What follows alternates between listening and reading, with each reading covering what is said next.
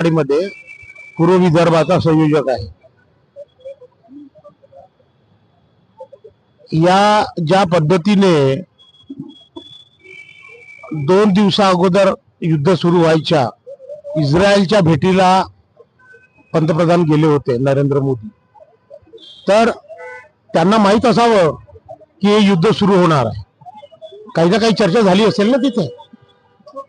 तर जेव्हा युद्ध सुरू होणार आहे हे माहित असताना त्यांनी जर अगोदरच आता 25% वाढ करा असं सांगतायत की ती युद्धाचे 30 दिवस झाल्यावर, आणि त्याच्या अगोदर जर तुम्ही हार्मोन खाडीतून जे काही गॅस येत होतं, जे पेट्रोल येत होतं, ते जर अगोदरच मागवलं असतं तर ही परिस्थिती उद्भवली नसती।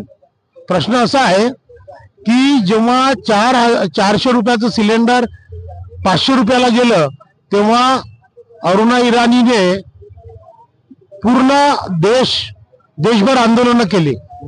स्मृती इराणीने देशभर आंदोलन केले। बीजेपीने देश डोक्यावर घेतला होता त्यावेळेस।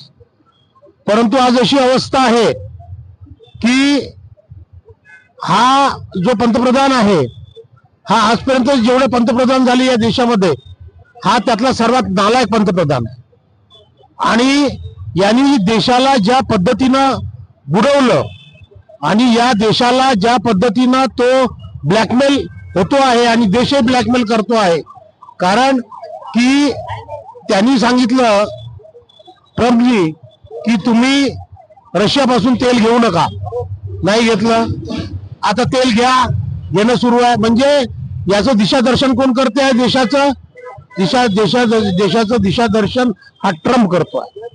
आणि ट्रम्प हे युद्धात का उतरला तो ट्रम्प? तो एप्स्टीन फाईल समोर आली म्हणून, आणि त्या एप्स्टीन फाईल मध्ये 33 वेळा नरेंद्र मोदीचं नाव आहे। आणि तो हरदीप पुरी जो आहे पेट्रोलियम मिनिस्टर, तो 4 वेळा भेटलेला आहे त्याला। आणि त्याच्या मुलीला $20 कोटी एवढं त्याच्या कंपनीला, त्या मुलीच्या कंपनीला त्यांनी योगदान दिलेलं आहे। कोणी? एप्स्टीननी। तर हे कशासाठी दिलं? हे $20 कोटी तिला कशासाठी भेटले? मुली सप्लाय करायसाठी मिळाले काय? हे प्रश्नचिन्ह आहे। आणि प्रश्न असा आहे की आता 660 रुपये वाढवले गॅसवर, वाढवले ना। आता 14.5 किलोचं गॅस मिळत होतं, आता ते 10 किलोचं गॅस देणार आहे। आता 10 किलोचं गॅस तर मग कमी करा ना पैसे। 4 किलोचं कमी देणार आहात ना, मग तसे त्या हिशोबाने पैसे कमी करा तुम्ही। तेही करणार नाही। आणि ज्या पद्धतीनं हा इराण हा आपला मित्र होता, आणि इराणने जेव्हा पाकव्याप्त काश्मीर हा